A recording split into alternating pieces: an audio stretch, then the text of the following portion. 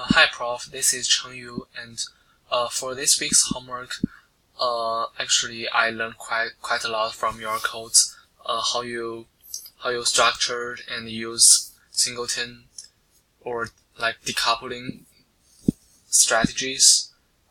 Actually, I dropped almost like 80% of my own codes, and just to learn how you write from your aspect and how you think about how to build the whole project.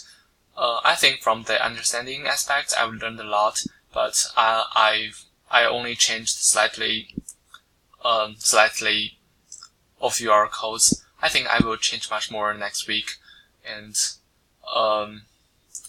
but for this week, I spend lots of times to understanding how each class is associated with each other, more from understanding aspect. Thank you.